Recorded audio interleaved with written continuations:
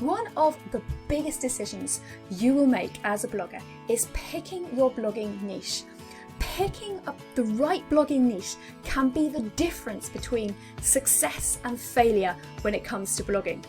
So often when bloggers come and tell me that they're having real trouble with their blog and they're struggling to grow their blog, or they're struggling to make money, I take a look and I find the problem to a greater or lesser extent is down to the blogging niche that they chose.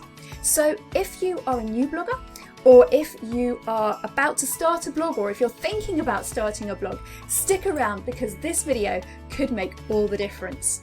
Hi and welcome to the Productive Blogging YouTube channel. My name is Eb Gagano and today we are going to look at 5 questions you should be asking when you choose your blogging niche. Okay, so number 1 is anyone actually interested in this topic? Because you can create the best blog in the world, but if nobody is interested in the topic, nobody's going to be reading your blog. And it's not just is anybody interested, is enough or are enough people interested in this topic.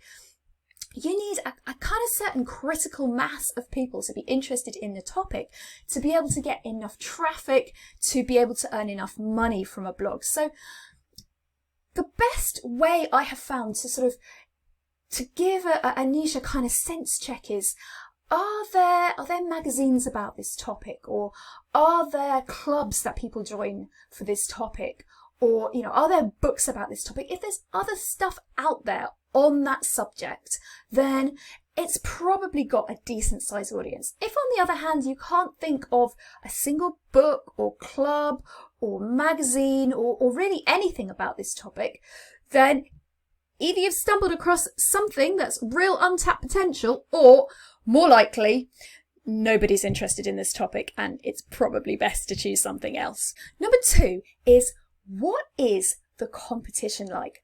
Blogging has got seriously competitive over the last few years, and as a result, some niches are very hard to break into. So some of the more competitive niches would be things like health and fitness, food blogs, technology, travel, news, fashion.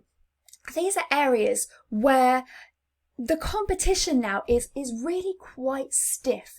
Now, I'm not saying that you should never go for any of these big competitive niches, that you should avoid them completely. There's a reason why they're so popular, and that's because why they're so competitive, and that's because they're so popular, because lots and lots of people are searching for those topics, and there's lots of money to be made out of those niches.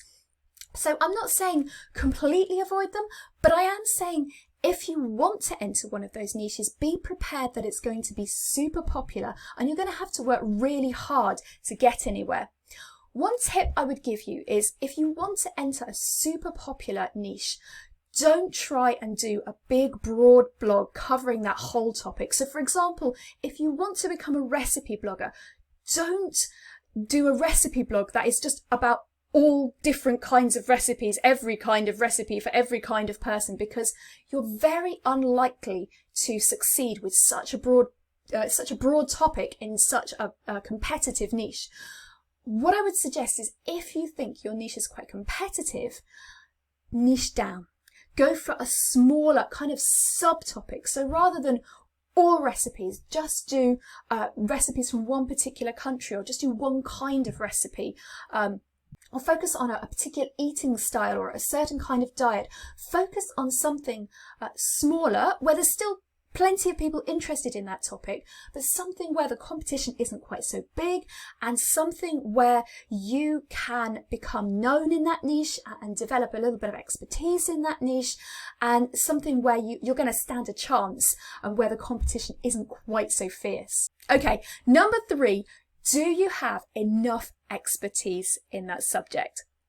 Okay, so people are searching online for information, and they want information from people who know what they're talking about. So when you start a blog, you need to have a certain amount of expertise in that subject in order to talk about it authoritatively, and in order for people to take you seriously and want to hear what you've got to say on that topic. Now, I'm not saying that you need some crazy level of expertise on that subject. I'm not saying that you need to have loads of qualifications, have a degree in that subject, but you do need to know what you're talking about. You do need to have a certain amount of experience and expertise, or you need to be willing to go out and get that expertise and kind of document how you're growing in your expertise on your blog.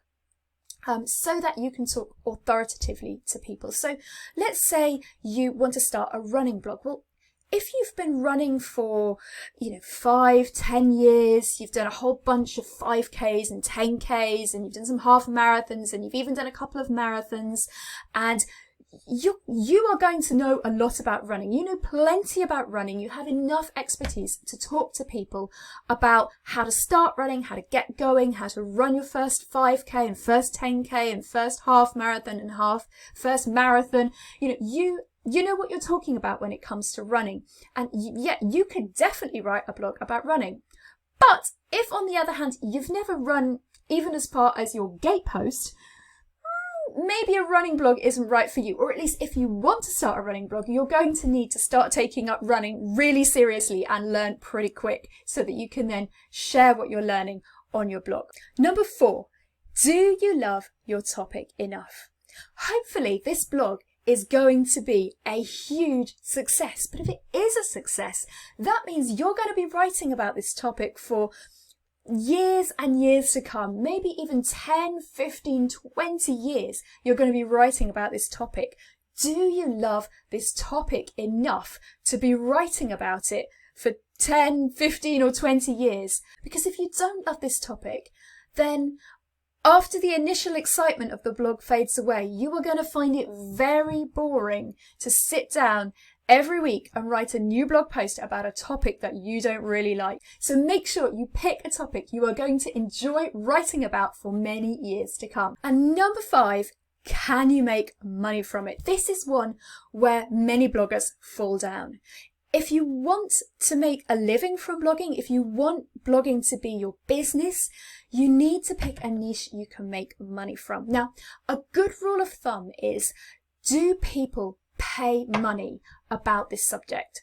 So what I mean by this is it a subject, is it an area where people will spend money?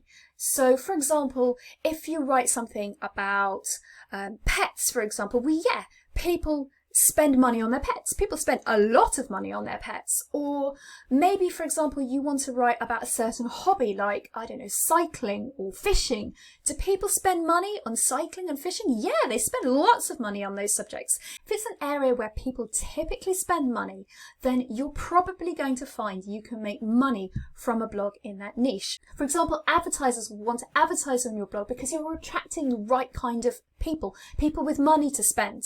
And for example, if you want to create your own digital product, like an ebook or a course, for example, well, people have money to spend on that topic, so they're willing to buy your ebook or your course. So say, for example, you create an ebook or a course for people who love cycling, who want to get better at it. Will people spend money on that? Well, probably, because people are willing to spend money on cycling. People who are into cycling have money that they want to spend on getting better at cycling. Will you be able to earn money from affiliate links? Yeah, sure, because you'll be able to link to lots of products that would interest cyclists and lots of products that cyclists would want to spend money on. So I hope you can see that if you pick a topic where people are generally wanting to spend money, where people are generally used to spending money, then it is likely that you'll be able to make money on your blog with that topic. However, if you pick a topic where people don't typically spend money, or if you pick a topic where the audience you're targeting doesn't really have any money, you're probably going to struggle to make money. So say, for example, you write a blog and the target audience is 14-year-old girls. Well, 14-year-old girls don't typically have a lot of money, so you might struggle to monetize a blog like that. Think about it like this. The more money people have to spend on a topic, typically the more money that can be made from a blog on that topic. I hope you have enjoyed this video and found it helpful. If you have found it helpful, I would love it if you would give me a thumbs up and hit that subscribe button. And I'll see you in the next video.